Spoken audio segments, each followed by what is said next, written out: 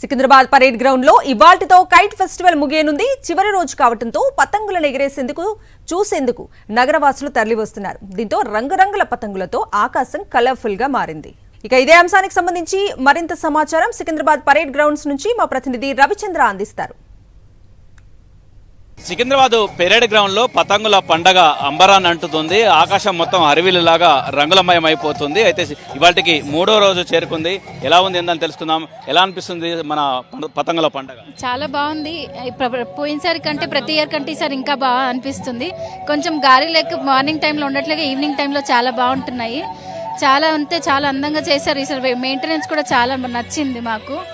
Kites కూడా different kites వచ్చాయి. Last ఇయర్తో పోలిస్తే ఈసారి మెనీ డిఫరెంట్ కైట్స్ వచ్చాయి.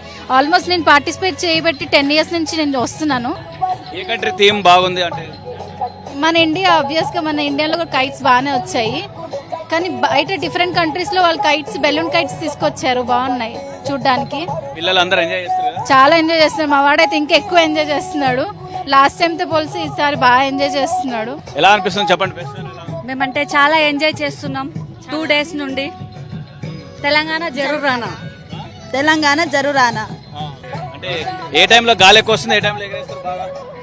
ఆఫ్టర్నూన్ సెక్షన్, ఈవినింగ్ సెక్షన్ మేమైతే ఉండట్లేదు. మార్నింగ్ సెక్షన్ లో ఉంటాం. ఆఫ్టర్నూన్ గాలి ఉంటది. చెప్పండి సార్, ఎట్లా అనిపిస్తుంది?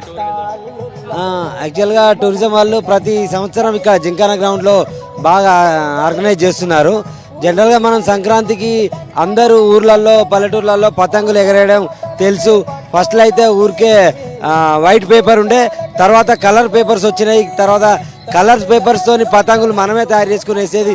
ఇప్పుడైతే మీరు ఏకంగా గాలిలో ఫిష్లు కానీ, సింహాలు కానీ, ఒక్కొక్క జంతువులకు సంబంధించిన అట్లాంటి పతంగులన్నీ కూడా మీరు చూడగలుగుతున్నారు. ఎందుకంటే దేశ విదేశాల నుంచి తీసుకొచ్చి ఇక్కడ పతంగులు ఎగరేస్తున్నారు. మనకేం తెలుసు అంటే ఓన్లీ కలర్ పేపర్లతోని దారాలు కట్టేసి, చిన్న వెదురు బొంగులు కట్టేసి చేసుకునేది. కానీ ఇప్పుడు అట్లా కాదు. మీరు చూడండి, ఎలాంటి డిజైన్స్ అయినా, ఎలాంటి వాటి అయినా కూడా అంటే భారతదేశ జెండాలు కానీ, తెలంగాణ టూరిజం జెండాలు కానీ, ఫిష్లు కానీ, సింహాలు కానీ, హాట్ బెలూన్ అవి కూడా ఉన్నాయి కదా. దాంతో డ్రోన్ ఫెస్టివల్ కూడా ఉన్నాయి. అదే డ్రోన్ ఫెస్టివల్ ఏమో రేపటి నుంచి ఉంది.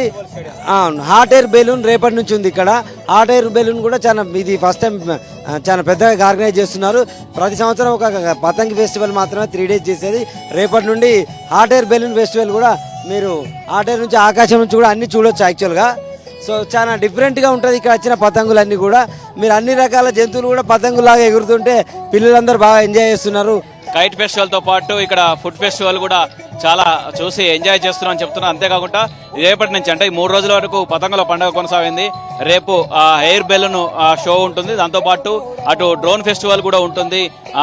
గచ్చిబౌలి స్టేడియంలో ఉంటుంది. ఈ విధంగా రేపటి నుంచి మరో 3 రోజుల పాటు ఆ విధంగా కొనసాగుతాయి. మొత్తానికి మాత్రం 3 రోజుల పాటు ఆకాశంలో రకరకాల పతంగులు, 18 దేశాలకు సంబంధించిన ఫ్లయర్స్ కూడా వచ్చారు. అంతేకాకుండా వివిధ రాష్ట్రాల నుంచి కూడా వచ్చారు. మొత్తం 40 మంది ఫ్లయర్స్ ఇక్కడ సికింద్రాబాద్ పెరేడ్ గ్రౌండ్ లో రంగురంగుల పతంగులను, ఒక్కొక్క దేశం ఒక్కొక్క థీమ్ తోటి ఈ విధంగా పతంగులు ఎగిరేశారు.